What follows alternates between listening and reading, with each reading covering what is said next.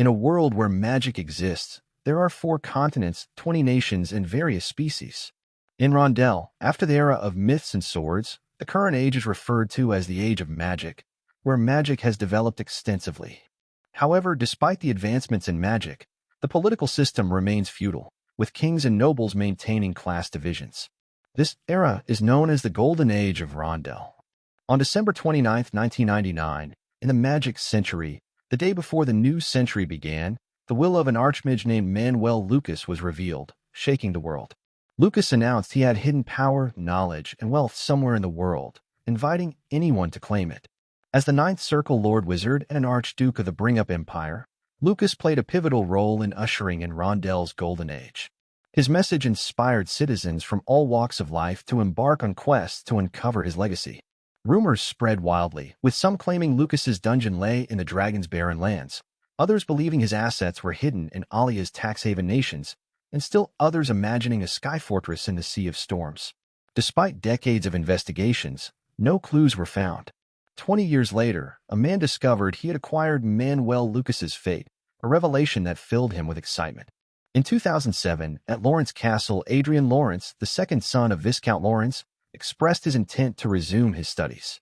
Adrian, who retained memories of his past life as a Korean soldier named Kimmy, had died in a truck accident just before being discharged from military service. Upon opening his eyes, he found himself reincarnated in the Reinhardt Kingdom, now living as the second son of a Viscount. Coming from a modest middle-class background, Adrian felt confused and distressed at first, but he soon realized that his past experiences gave him an edge in this new life. While other children played, Adrian showed a passion for learning, earning praise from his teachers and recognition from his father. However, his advanced knowledge from his previous life proved limited in this magical world, where civilization was more advanced than Earth's 21st century. Determined to adapt, Adrian continuously strived to increase his value and maintain the image of a genius. Life, however, was far from easy. At the age of 7, someone attempted to poison him. Adrian's doctor informed his maid that timely action had saved his life. Adrian knew the culprit was obvious. Anna Lawrence, his father's official wife. A woman of noble birth, Anna was uncomfortable with Adrian, a commoner's child, catching his father's attention. Furious at the backwardness of Rondell's feudal system and his father's unwillingness to act against Anna, Adrian decided to stop acting like a genius and began isolating himself. By 2019, Adrian, now 20 years old, led a low-profile life. During one of his visits to a convenience store, the clerk and his co-worker discussed Adrian, surprised by his commoner-like attire. They noted his status as the second son of the Lawrence family, questioning why someone of his rank would frequent the store in such modest clothing. A woman silenced her co-worker when Adrian approached them, asking how she could assist him. He explained that he couldn't find any online point cards. The woman informed him that the store policy had changed, and point cards could only be purchased at the checkout counter. After confirming how many cards he wanted, he purchased them all and left. The clerk thanked him, but the woman angrily reprimanded her co-worker, asking if he could pull himself together. She added that losing the favor of a noble could result in punishment. The co-worker apologized, expressing his surprise that Adrian had come to the store himself instead of sending a servant. The woman, equally unsure, admitted she had been extremely nervous when she first saw him. When asked if Adrian visited often, she replied he came about 2 to 3 times a month and appeared very interested in games. The protagonist, carrying 5 million won's worth of gaming cards, was informed / by his guard that his half-brother, Cedric Lawrence, was visiting. Shocked and irritated, he arrived home to find his mother, Sylvia Lawrence, waiting. She informed him that Cedric had arrived, and he greeted her warmly before inquiring about his brother. Moments later, Cedric Lawrence, 23 years old, stormed in angrily, questioning if Adrian had been walking around the estate without a vehicle and accusing him of not considering the family's prestige.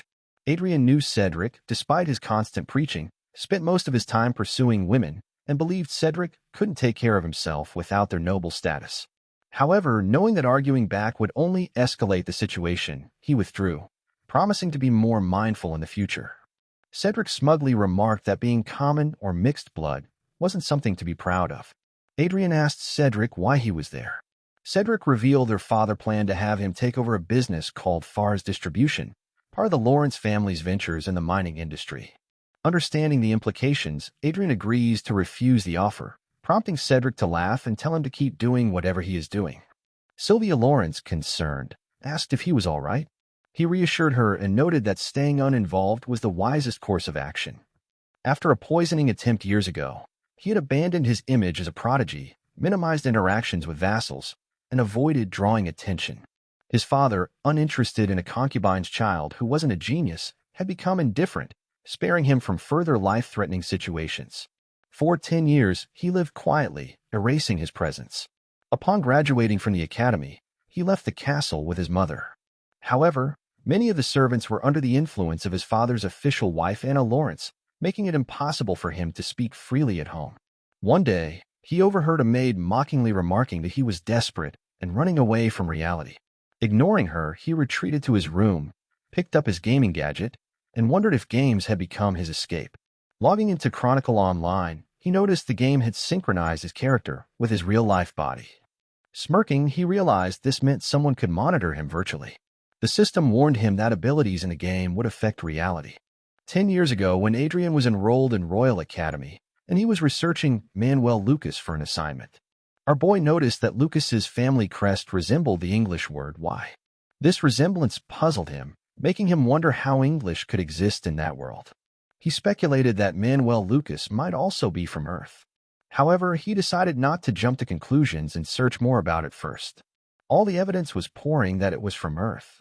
Our boy uses his knowledge from a previous life to look at the fate Lucas has left. In the end, he succeeded in acquiring Lucas's fate. As soon as he acquires Lucas's fate, troubles begin for the protagonist. A goblin appears and Adrian fights with that goblin. Our protagonist wins and his level is up to 10, and now he can change his job. The system appears and it shows that he has cleared stage 1 of the fate quest and that he has been moved to secret space by the main god Ariel. As the system began initializing his character, it also synchronized his abilities with his real-life body, allowing everything he gained in the game to manifest in reality. This process frustrated him, as it took much longer than he had anticipated. When the synchronization was complete, a door appeared before him. The system asked if he wanted to ascend to the 2nd floor of the magic tower of Manuel Lucas. Our protagonist opened the door. The system shows that 1 circle is created, and our protagonist is bestowed with a mage job. Additionally, the circle had been imprinted on his real, synchronized body.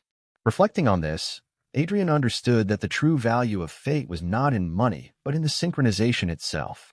The system cautioned him against quitting the game, explaining that doing so would place immense strain on his synchronized body. As the circle began to form, our boy noticed something remarkable. The mana points displayed in the game weren't just numbers. He could now feel the presence of mana circulating within his chest in reality. The system announced that the circle creation process had been completed, and he marveled at the power now coursing through him. It hadn't been easy, but he recognized this as the true power of fate, the seamless synchronization between the game and real life. Now that our protagonist's first circle had been created, our boy began thinking about techniques he could learn that would be suited to it. Looking at the vast collection of books in the library, he assumed many of them were part of Lucas's work. As he reached for a book, the system interrupted him, asking if he wanted to search for specific materials. He appreciated the convenience of this feature, given the overwhelming number of books in the library. Our protagonist has expected nothing less from Manuel Lucas, humanity's greatest mage. Suddenly, a sharp headache struck him, forcing him to lean against the bookshelf in pain. While he thought it would be convenient to learn skills and magic just by touching a skill book, he realized that the process of engraving the principles into his mind was far more painful than he had anticipated. Our protagonist pushed through, holding on to the final book, determined to complete the process. The system then notified him that the book he held was a circle concealment technique book. This technique could hide his circles and mana, rendering them undetectable to Aura Master level knights, mages above the 7th circle, and even top-tier detection artifacts. Our boy immediately realized that this was the skill he needed most. Once he acquired the skill, a wave of dizziness hit him, followed by a severe headache, and he fell to the floor. Despite the pain, he laughed softly, thinking that he hadn't hoped for much in the first place. Lying there on the ground, he reflected on Manuel Lucas's legacy. He knew he had barely taken 1 step forward. Our protagonist's real desire at that moment was for his mother and himself to live peacefully and without conflict. With that thought in mind, he made a solemn vow. He would do whatever it took to achieve that life. The next day, at the mansion's training hall, his trusted friend and guard knight, Vice, observed him carefully. Vice remarked that our boy had more stamina than he'd expected. Curious, Adrian asked if Vice truly thought so, to which Vice admitted he had been a bit surprised. When Adrian expressed a desire to improve his swordsmanship, he explained that he had been feeling sluggish lately and thought some exercise might help. But in real, our protagonist understood that physical training would also benefit him in the game, as his in-game character's abilities were synchronized with his real-life body. More importantly, our protagonist could now feel his mana and stamina improving. It became apparent that his enhanced in-game stats were influencing his real-life abilities as well. Essentially, the skills he developed and honed in Chronicle Online could be applied in reality. Our protagonist smiled quietly, realizing that the circle concealment skill he had learned at Lucas's magic tower had resolved his concerns about his mana circle being detected. Noticing his smile, Vice asked if something good had happened, making our boy wonder if he appeared too excited. Our protagonist replied casually that he had acquired a valuable item in the game. Some commented that they had suspected he was a gaming enthusiast, while others noted that Vice himself seemed fanatical about protecting someone so seemingly powerless. Vice, hearing the remarks, became visibly angry, but our boy stopped him before he could respond. Despite knowing that Vice's loyalty was part of an act, Adrian still appreciates him standing up on his behalf. He understood the importance of appearing insignificant. It was the best way to avoid drawing attention from Anna and Cedric. It allowed him to avoid drawing their attention, which was exactly what he needed for now. A minute later, he logged into Chronicle Online, and the system warmly greeted him. After confirming that his in-game stats were affecting his real-life abilities, he understood what he needed most, to earn more money and further enhance his abilities. Our protagonist recalled someone once saying that the most crucial aspect of a game was the power of one's wallet. As the system loaded the store's product list, he began making purchases. First, he bought an experience increase item, which boosted experience acquisition by 30% for 24 hours. It required players to be below level 100 and cost 500 kits. Then he purchased the Goddess's Blessing, which also required players to be under level 100. This item increased all stats by 30% for 24 hours, costing another 500 kits. Lastly, he bought Goddess's Protection, an item that granted immunity from one attack, costing 1,000 kits. He realized it would have been great to buy these items earlier, but access to the cash shop was restricted until he reached level 10. Adrian also decided to purchase a summon supporter, which he believed would be the highlight of the day. The system offered a one-time summon for 500 kits or 10 summons for 4,500 kits. Despite knowing that using a tank supporter would reduce the experience points he earned due to aggro management, especially in party play, he deemed it a worthwhile investment. He opted for the highest-grade warrior tank, regardless of the cost. Confident in his decision, he chose the 10 summon option, explaining that he had the money and the determination to do so. The system revealed a random supporter from the summon pool, and he soon realized that the probabilities felt similar to those found in low-quality Korean games. Even after putting in 30 million won, he failed to summon a supporter that met his expectations. Then he spotted something unique: Arcia the Heavenly Steel, a female supporter specializing in defense. She wielded a protective shield known as the Shield of God. Adrian had never heard of her before, making him wonder if she was a new character. At level 25, Arcia was exceptional, even among unique tier supporters. Feeling relieved to finally summon someone useful, he registered her. However, the system warned him that once registered, a supporter could not be changed and asked him to confirm if he truly wanted to proceed. Although slightly confused by the message, he decided to register Arcia as his supporter. Examining her closely, he noticed her expressionless face resembled that of a golem with the outer appearance of a human. Still, he thought it didn't matter. Our protagonist asked her if they should go level up, and moments later, Arcia tanked groups of goblins while he attacked them with his magic missile. Our boy paused when the system notified him that he had reached level 20. It asked if he wanted to check out the technique and magic books he had acquired, which made him happy. Hunting had become significantly easier with Arcia as his tank. Sitting behind a tree to rest, he reflected on the fact that, although using a tank supporter reduced his experience points slightly, it didn't feel like a loss at all. However, he also acknowledged that as supporters leveled up, they required more experience, making it harder to sustain this strategy in the future.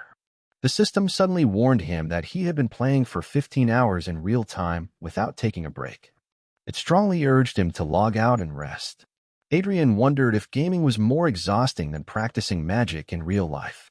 Logging out, he stretched his body and commented to himself that the day had been rewarding.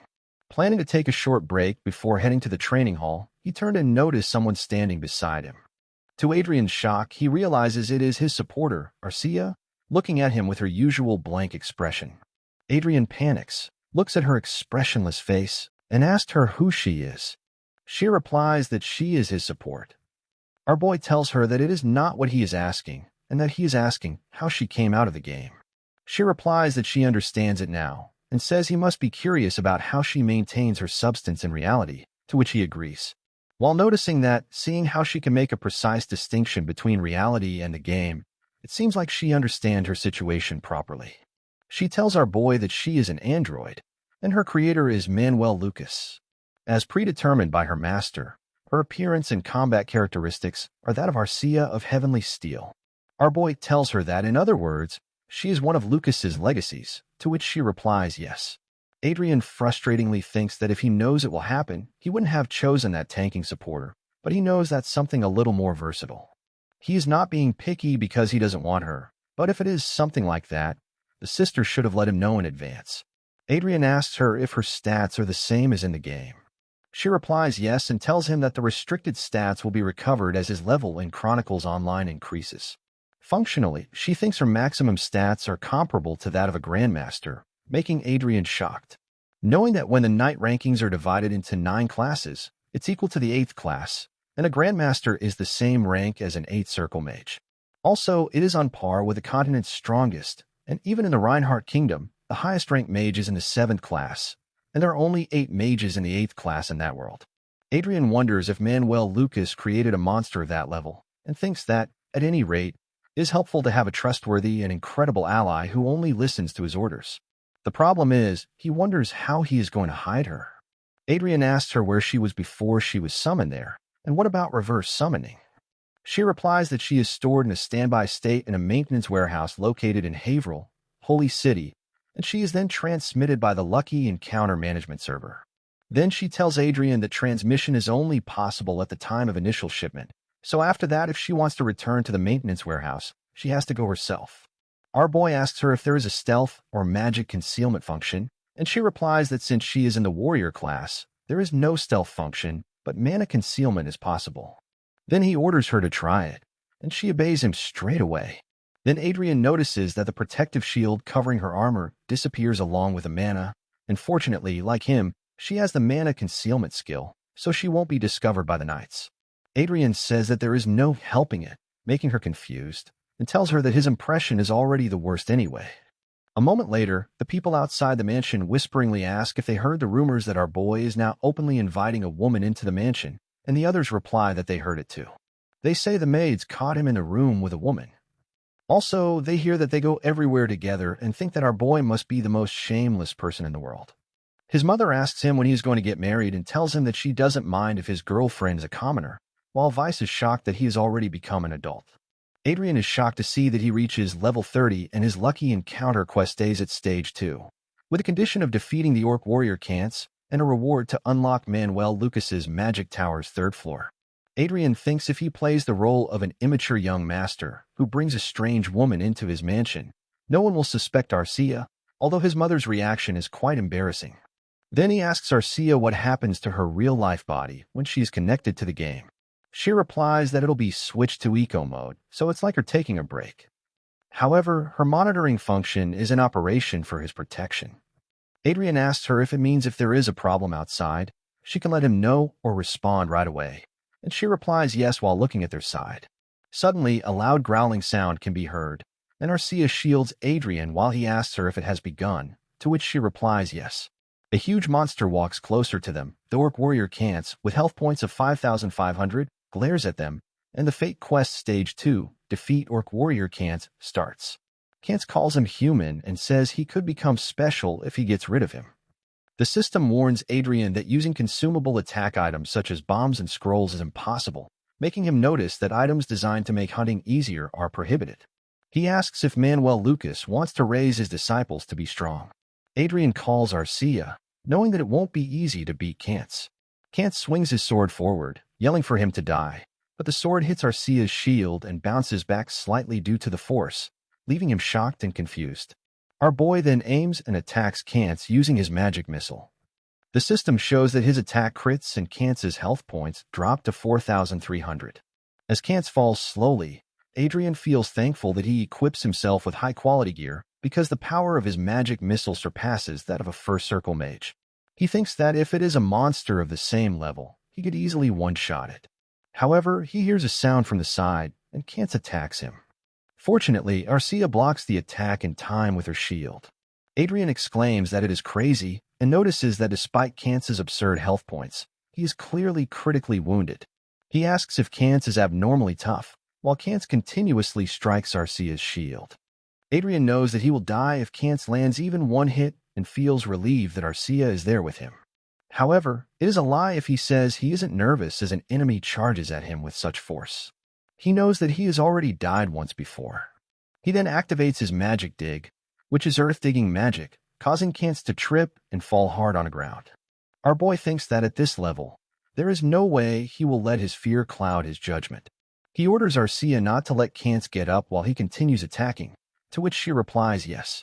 He continuously attacks Kant, who has 3,900 health points, with his magic missile until Kant stands up with only 50 health points remaining. Our boy teasingly tells Kant to stop being so persistent, which makes Kant angrier. Kant launches his sword once again, but our boy simply points his finger toward Kant and says it would have been better for him to put the sword down and use some ground techniques instead. Adrian uses his magic missile once again, which defeats the orc warrior Kant. The system shows him that he has cleared Fate Quest Stage 2 and met the conditions for opening the next area of the Magic Tower. As a result, Manuel Lucas's Magic Tower's third floor is now accessible. At the same time, in Viscount Lawrence's office, he silently looks out of the window. Anna asks him what he is thinking about. Viscount Lawrence continues to look at Anna silently. She tells him that it is late at night and he is alone. Then she asks if it is because of the news that Adrian brings a commoner woman into the mansion. Rayford calls her name and simply hands her an envelope. Inside, she reads a convocation order for local forces, which states that the possibility of war against the Crowan Empire is increasing. Troops from each territory are being gathered to form local forces, and Viscount Lawrence will join the Western Command with 5 vanguards, 50 knights, and 1,000 soldiers. Anna asks if he plans to send Cedric to battle, but Rayford remains silent. Anna then begs him to send Adrian instead because our boy spends his days just playing games at the mansion. She tells him that, as a member of the Lawrence family, Adrian should take responsibility sometimes. However, Rayford asks her if she plans to summon Adrian and use him only when necessary after having left him alone for so long. Anna replies that it is what Adrian wanted himself and that, up until now, our boy has enjoyed all the rights of nobility to the fullest. But Rayford asks her if that is really what she believes, and she demands to know what he means. Rayford silently glares at her for a moment, and then declares that Cedric is the successor of the territory. He says he will ensure that she and his father-in-law are not bothered by anything from now on, and she should follow his decision this time. Anna grows angry and silent. Rayford then tells her that, as she suggested, he will send our boy to the battlefield this time. However, he says that when our boy returns, he will make him completely independent. Rayford adds that he hopes our boy and Sylvia will no longer be put in danger, including being subjected to surveillance or secret investigations. He asks Anna if that is enough and tells her to stop now and allow our boy to be free. The next day, Vice happily tells our boy that his physical strength has improved dramatically thanks to his consistent training over the past few days. Vice expresses disbelief at how quickly he is improving and remarks that if Adrian had worked that hard since his teenage years, he would have become a great man. Adrian simply smiles, knowing that, of course, his skills have improved because he has already reached level 30 in Stage 2 of the Fate Quest. He remembers that the Fate Quest reward was very satisfactory as well, as it included a large amount of money, the formation of his second circle, and the acquisition of a subspace. Adrian compares the subspace to the inventory feature in the game and reflects on how he now has his own treasure chest to store necessary items. He thinks that if he uses it wisely beyond just for storage, he can take full advantage of it. He realizes that the game's stats are reflected in reality, and with enough effort, he can become a mage while possessing physical abilities comparable to that of a knight. Our boy speculates that if he fully absorbs the stats granted by fate, he may even surpass an archmage and become a fearsome monster like Lucas. Our boy tells Vice that now that he is finished resting, they should continue. However, another knight interrupts to tell him that their lordship has summoned him to the castle. A few days later, at Lawrence's castle, Cedric thinks about why his father has called him. In an angry tone, he asks his father why our boy is representing their family on the battlefield. Rayford explains to Cedric that he is the sole heir of their family and, therefore, cannot be allowed to risk his life on the dangerous battlefield. Sylvia asks if Rayford is implying that our boy is less important than Cedric. Rayford replies that there is a difference in Adrian's value compared to the family heir. Our protagonist cannot believe that Rayford has called him in just to say this, which makes him quite upset. However, he also thinks it is not entirely bad for him. Anyone can enter the game with a headgear, and since he is a substitute for the heir, no one will interfere with him. More importantly, once our protagonist leaves, he can escape Anna's watchful eyes. So our protagonist tells Rayford that he understands and will participate as a representative of their family. Rayford thanks him, but Cedric issues a threat, saying that although it is their father's decision, he will not sit back if our boy defames their family.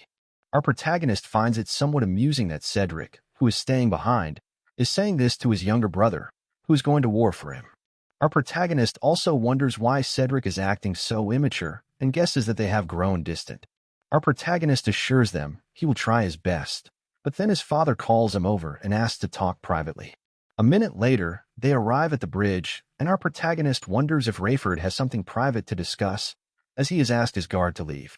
When Adrian inquires about the topic, Rayford explains that if the battlefield situation goes well, he will relocate Adrian and Sylvia to the King's Land. He adds that Adrian should consider it a reward for going instead of Cedric, allowing him to live as he pleases without interference. Our protagonist knows that Anna does not like him out of her sight, which makes him question if she has agreed to this, and he feels he cannot entirely trust Rayford yet. However, our protagonist tells his father he understands but needs to think about it. Rayford acknowledges Adrian's lack of trust, and our boy replies that he will need to survive the battle to really think about it. Rayford sighs, pulls something from under his coat, and hands it to Adrian. It is an artifact containing a 5th-class auto shield and a 7th-class great shield, which will be helpful since teleportation is not allowed on the battlefield. Our boy is surprised, knowing how valuable the items are, and thanks Rayford. His father tells him he will need to stay conscious to survive. Then our boy feels someone glaring at him from inside and sees an angry Cedric and a teasingly smiling Anna. Our protagonist smiles back, knowing they are, of course, watching him, and mentally calls them obnoxious. Rayford glances at them as well and reassures our boy not to worry about Sylvia and to take it easy. Our boy remembers that when someone tried to poison him at the age of 7, his father's response was disappointing.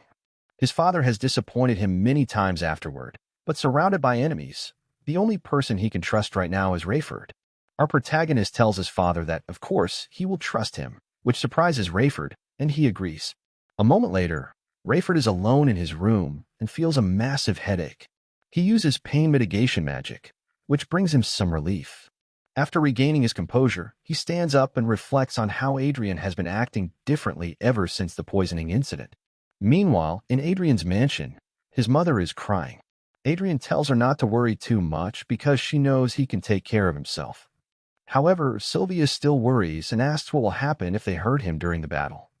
She is shocked to hear him say that it is good for him and that it is better to have more primes under their name to get rid of them. Sylvia asks what he means and expresses concern that someone might overhear them. Our protagonist assures her not to worry because Arcia is on guard at the door.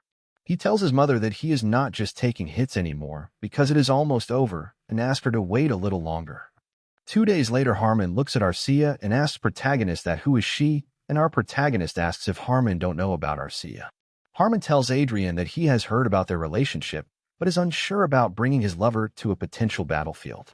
Inside the levitation train's conference room, Adrian tells everyone that he won't discuss Arcia further and that they should think of her as his secretary. Harmon replies that if our boy insists, he understands. Our protagonist thinks that he cannot leave Arcia behind because she will risk her life to save him if things go badly, especially since Arcia has leveled up so much recently and her stats are close to those of an official knight. One thing our boy prepares before the battle is enchanting himself for survival. He spends 200 million in 2 days in a game and clears the 3rd level of a lucky encounter with money. Now he stands right before the 4th level, and the rewards for the 3rd level have cost him 100 billion each. Among the rewards are the Almighty Cure and 3 bottles of elixir. Currently, the elixirs are stored neatly in his dimension pocket, and he knows they are the perfect rewards for his situation. Then he realizes he cannot waste any more time because the 4th level is waiting. He tells everyone that he will be resting in his room and that they should message him if there is anything urgent. Harmon asks what he means by message, and our boy replies that he's going to play more games. Harmon is shocked to hear it, but our boy asks if there is a problem. Then someone angrily says that the rumors are true, making Harmon nervously address the man as Sir Dalton. Our boy notices that Dalton is a vanguard. Vanguards are special forces armed with force armor and force swords, serving as the backbone of the war effort and a key measure of a nation's military strength. Dalton teasingly asks Adrian if he is sure about his choices, because he will be seen as an incompetent commander. Dalton adds that the protagonist's reputation isn't great already, as he has brought a girl to the battlefield and is now planning to play games. Dalton further remarks that he understands the girl part, because Arcia is pretty. Another man, glaring at Dalton, warns him to watch his mouth, shocking Dalton into silence. This man, a vanguard and vice leader of the Knights, is Billion. Billion apologizes on behalf of his underling for overstepping boundaries. He tells Adrian that long travel like this requires patience. Adrian notices that Billion's tone is polite, but his cold demeanor suggests he does not like Adrian either. However, our boy is unfazed since he is used to such reactions. He orders them to send him a message when they arrive. A moment later, our boy throws a bottle of liquid at the huge monster in front of them, causing a massive explosion and making the monster growl in pain. The item he throws is called Tears of Salamander, which deals 3,000 true damage. However, it is an overpriced item made with expensive materials. Our boy thinks it is ridiculously overpriced, but with 3,000 true damage and no casting required, it is worth using. Then the system interface pops up in front of him, and he realizes it worked. He sees that he has reached level 80, so the main god Ariel brings him to the secret room. Excited, he knows this marks the start of the 4th level quest. There he sees the demi-lich Immerse, who has 32,000 health points, welcoming them as his prey. Our boy understands that he must clear this 4th level before they arrive at the western headquarters. He looks at Immerse, recognizing that lich monsters are notoriously hard to handle. However, Immerse appears slow and clumsy at first. Suddenly, Immerse uses stone magic, turning Arcia's foot to stone, followed by an ice circle lance spell aimed at the protagonist. Shocked, he panics, realizing that Immerse cast his spells before they can even get into their stances. Arcia tries to run toward the protagonist, but he notices she is too late, and he has no choice but to dodge. Even though he tries, he still gets hit in the shoulder, and he screams in pain. Immerse laughs mockingly. Adrian falls to the ground, trembling in pain, while lamenting that he thought he dodged it. The intense pain clouds his judgment, but he becomes increasingly annoyed at Immerse's laughter. It feels oddly familiar, and then he remembers Cedric, which infuriates him further. Forcing himself to stand up, he faces Immerse, who tauntingly tells him to stay still. Immerse uses a fireball spell, but Adrian dodges it while charging forward, with Arcia by his side. A second later, they reach Immerse, and Adrian uses his healing magic offensively to attack Immerse, reducing his health points to 29,000. He orders Arcia not to give Immerse any chance to cast, and Arcia replies yes. Our boy knows that without a priest, the best strategy against a lich is to continuously interrupt its casting. He enchants their equipment with holy magic in preparation for the battle ahead. Immerse, who is being attacked, asks our boy why they are dealing physical damage with staff while sneakily casting spells. Then Immerse casts a firewall, releasing a massive wall of fire. Immerse says that if he can create some distance with the fire, he can win. However, our boy suddenly appears in front of Immerse, shocking him. Immerse exclaims that our boy is a freak for running through the fire, and smashes his weapon into Immerse's head, calling him a fool. Hours later, the system shows that our boy has completed the Lucky Encounter quest level 4, but he is gasping in pain on the ground. Arcia drops her shield and worriedly runs toward him. She quickly grabs one of the elixirs while Adrian remembers hearing that during a fight, adrenaline blocks pain, but as soon as the fight ends, all the pain returns. Arcia pours the elixir into his mouth, and he slowly heals. Adrian thinks to himself that Arcia is really special because she opened the master's inventory of her own will. He thanks Arcia and tells her that he feels much better. The system shows that Adrian has met the requirements to unlock the next floor of the tower, so Lucas's fifth floor of the magic tower is now accessible. They are immediately transported to the fifth floor of the tower, where Adrian excitedly runs to the waiting chest.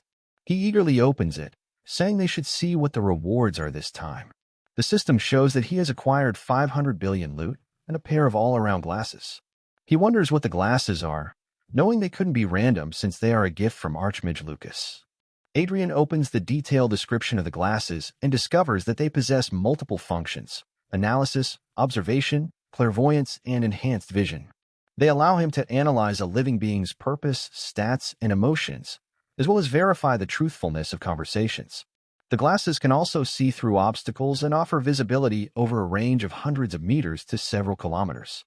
Our boy realizes that the glasses are perfect for identifying allies and enemies, making them an invaluable tool for someone as doubtful as him. He also notices that, because he completed the quest, his fourth circle is now generating. The next day, at West Headquarters, a man asks if our boy is the second son of the Lawrence family, because he thought the older one would come. Another man replies that the older brother's name is Cedric or something, adding that Cedric gained attention at an early age for his talent. However, the first man says it is probably the younger one, not Cedric, because he heard our boy became a fool after eating poison. Without them realizing that he can hear them, our boy happily introduces himself as the younger one who ate the poison. One of the men remarks that our boy doesn't seem like a fool and says he doesn't trust rumors after all. Another man introduces himself as Viscount Evans, the local headquarters chief of staff, while the other introduces himself as Viscount Miller, the headquarters support chief of staff. Adrian bows respectfully and says it is his honor to meet both of them. Evans looks at a monitor and confirms if their Viscount's troops consist of 5 vanguards and 50 knights. Our boy replies that it is correct, clarifying that there are 5 vanguards, 50 knights, and 1,000 soldiers. Evans dismisses the soldiers, saying that the war will end with just the vanguards. Adrian smiles outwardly, but internally, he cannot believe how casually they are treating elites armed with artifacts. He knows that vanguards are monsters that only great wizards of the 7th circle or higher can handle. Sadly, Evans is not wrong. Our boy recalls that Archduke Lucas was the one who created the vanguard system. Evans then informs him that Lawrence's army has been organized as the 2nd Independent Brigade under the command of the 3rd Division, so he must ensure to work with Division Commander Earl Otis. Our boy politely replies that he will, knowing that Earl Otis is the Great Lord of the East. After that, he tells his troops that Lawrence's army has been organized as the 2nd Independent Brigade and orders them to move out, hoping that this group has some flexibility. A week later, inside the game, our boy is excitedly thinking that Commander Otis is the best while Arcia is busy hunting monsters behind him, and recalls someone reporting to him that Commander Otis will be commuting back and forth with teleportation until the war begins. This makes our boy wonder if Otis is really commuting while leaving his army in place when war could break out at any time. Though he finds Otis's actions absurd, he is happy about it because it allows him to play the game without concerns. While our boy is busy looking at his stats, Arcia reports to him that someone has entered the room. Shocked, he immediately logs out of the game. When he removes the game gadget, he sees Arcia stopping Dalton, who seems confused about where her strength is coming from. He walks closer to Dalton and demands an explanation for what is going on. Dalton awkwardly tells him that, as a guard, he is concerned about the protagonist's health since he has been in the game for too long. Our boy interrupts him and kicks Dalton in the knee, causing Dalton to kneel in shock. Our boy reminds Dalton that he instructed him to message him if something happened and says that with Arcia always on standby, Dalton should come up with a better excuse. He firmly tells Dalton that he entered the commander of the brigades and the Lord Deputy's room without permission and asks if Dalton was planning to assassinate him. Dalton, offended, yells that the accusation is too far and demands to know who our boy thinks he is. Dalton adds that he is a vanguard. Adrian kicks Dalton's knee again and sarcastically tells him to convince him. Adrian makes the 3 knights behind him as he asks Arcia to tell him exactly what happened. She replies that Dalton tried to separate her from him. Adrian asks if she means Dalton tried to drag her somewhere, and she confirms that he is correct. Dalton angrily asks Adrian if he is framing him and doubting the vanguard because of a woman who came out of nowhere. While Dalton is yelling, Adrian grabs the knife near Arcia, thinking to himself that Dalton is a real piece of trash. He notices that the knights who have just entered the room are likely with Dalton. Adrian tells Dalton that his actions violate military discipline and amount to mutiny, so he must face suitable punishment. He points the knife at Dalton's chest and orders him to take one step forward. Dalton teasingly asks if Adrian is serious, but our boy firmly repeats his order. The knights try to calm him down, but our boy doesn't back down. He keeps his stance, not because he's a good person, but because he knows this is a moment where Anna's watchful eyes cannot reach him, giving him no reason to retreat. Outside, someone panics and calls Billy in, informing him that our boy urgently requires his presence, urging him to act swiftly. This frustrates Billy in, as he feels like Adrian is giving him orders, and he cannot understand what is happening. When Billion arrives at the room, a knife flies toward him, but he skillfully catches it. Adrian angrily questions Billion about why he hadn't hurried, but Billion remains silent as he takes in the scene. He sees Dalton writhing in pain on the floor. Billion inquires about the situation, and Adrian responds that a knight harassing a girl is senseless to him. Dalton, now desperate, asks for Billion's opinion, leaving Billion shocked. Filled with fury, Billion questions the other knights about their actions. Billion bows to the protagonist, apologizing and taking responsibility for his own shortcomings. He then kicks the injured Dalton on the ground, relieving him of his duties, collecting his armor, and ordering his imprisonment. Billion declares that the three knights who allowed Dalton's behavior are accomplices and will also be sent to jail. Billion tells Adrian that he won't entertain disputes as he is in charge. Our boy responds that it isn't gentlemanly that they cannot use the room. He decides to move to the next room and instructs the servants to clean up. Billion wonders if this is the protagonist's true nature, but smiles to himself, thinking it must be difficult for our boy to suppress it. Later, while playing the game and facing continuous enemy attacks, our boy retaliates as Arcia shields him. He notices that the enemies keep targeting his blind spots while maintaining their distance. Their opponent is a corrupted knight named Zenith, who currently has 12,800 health points out of 45,000. The quest they are completing is Lucky Encounter Level 5, which requires reaching level 120 and defeating the corrupted Midnight Knight Zenith. The reward is access to the 6th floor of Manuel Lucas's tower. Suddenly, Zenith pushes Arcia aside and charges at the protagonist, yelling for him to die while swinging his sword. However, our boy skillfully dodges in time, leaving Zenith confused. Zenith is further shocked when something comes toward him. Arcia forcefully slams her shield into Zenith's face, staggering him. Our boy seizes the moment to activate his magic power, ultimately defeating Zenith. Zenith sighs in defeat, telling Adrian that he is just a tool for the protagonist's growth. The system then shows that Adrian has unlocked the 6th floor of Manuel Lucas's tower and acquired 2 trillion loots, an amount so large it is impossible to deposit in an account or convert into online currency. Adrian thinks to himself that such rewards are always great to see. The system pops up again, showing that he has acquired an Istro staff, robe armor, shield, short sword, and arming sword. He thinks that the robe and staff are wizard equipment, while the rest are for Arcia. He believes it is always good to have more gear and knows that Archduke Lucas wouldn't provide ordinary weapons. A moment later, a knight appears shaken and excuses himself. Adrian asks the knight what is wrong, and the knight replies that he feels a strange energy. Adrian reassures the knight that he is just checking on artifacts, so there is no need to worry.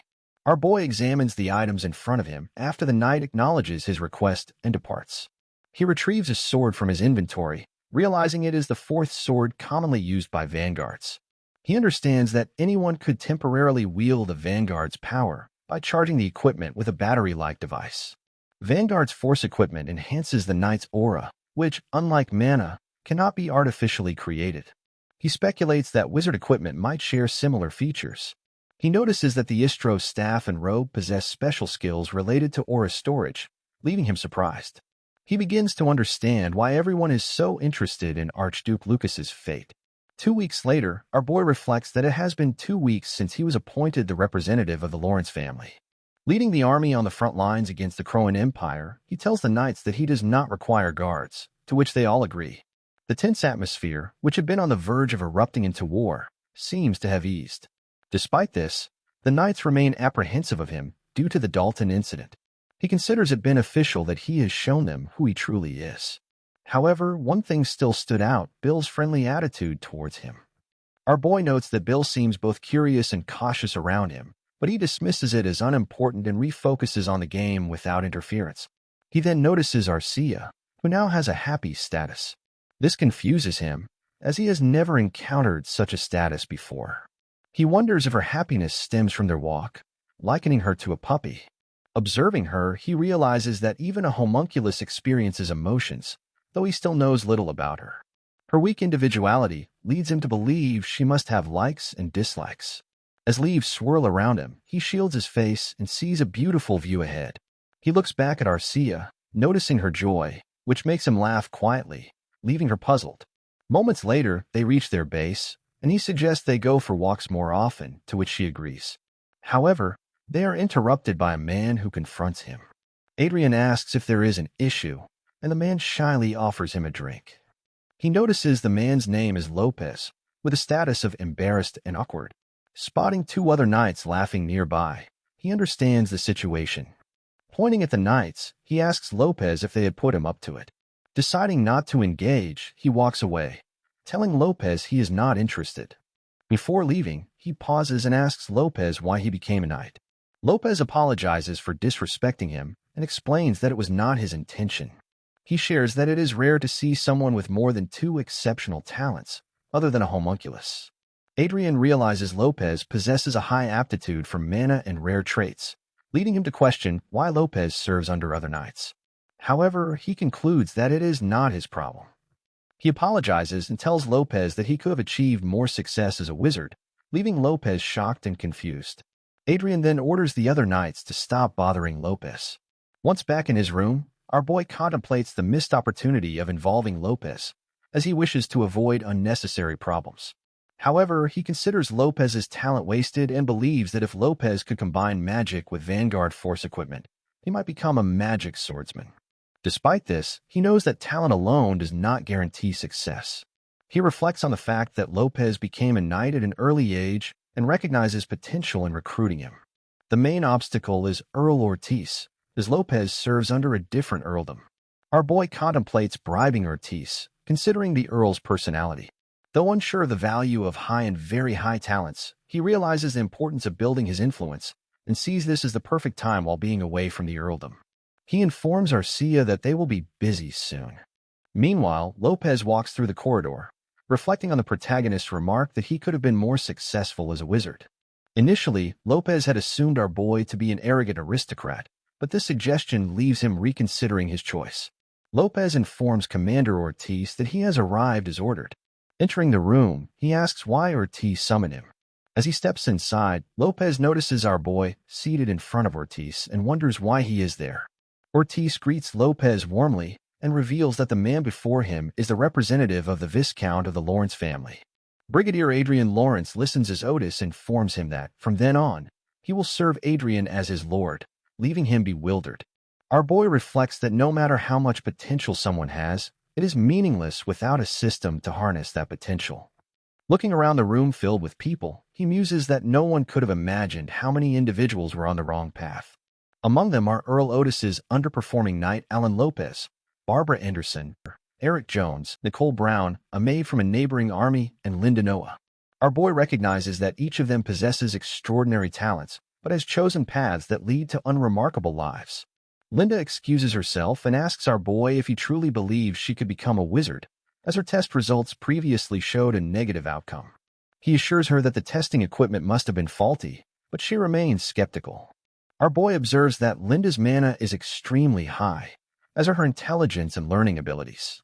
He realizes recruiting her will require significant resources, 400,000 in bribes and even a down payment, but he understands their doubt is natural given the circumstances. For now, they are merely following his orders because he is paying them. Barbara reassures Linda, telling her there is no need for doubt and to simply trust her master's orders. Our boy notes Barbara's exceptional physical abilities and strong aura. He remembers that Barbara, along with Nicole Brown, had come to train in sword aura and possesses a unique talent. He laments that Barbara almost wasted her life doing only labor and does not understand why, though he is pleased she follows his commands. Turning to his recruits, he asks if they have chosen their outfits. reminding them they are not in the barracks but in the royal palace, 100 kilometers away from the barracks. He notices that everyone seems somewhat frantic, likely because it is their first time visiting a luxury clothing store. Someone asks if their chosen outfit is appropriate, and our boy reassures them that it suits them well. He then reflects on Eric Jones's political and administrative abilities, noting that Eric's talents as a smooth talker could prove more valuable and rarer than magic or swordsmanship. Eric pledges to follow his lord's orders. Adrian instructs everyone not to check the price tags and to choose clothing that fits them best. He recognizes that even if someone has talent, they are useless without proper training. To remedy this, he plans to train them outside their military bases and provide tailored education, ensuring they adapt to their new environment. Hours later, when they arrive at their destination, the recruits gape in amazement. They ask if this is where they will stay, and Adrian confirms it.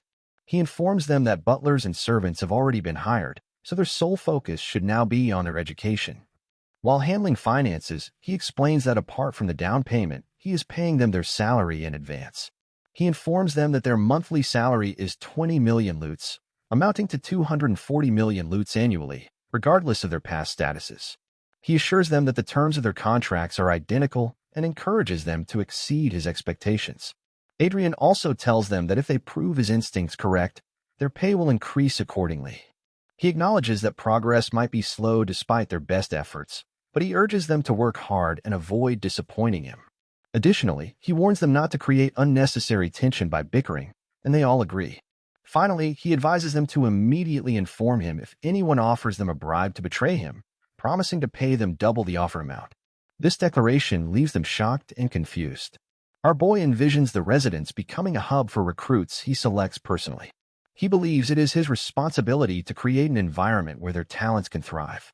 Although it may appear like reckless spending to others, our boy views this as an investment in high-quality human resources.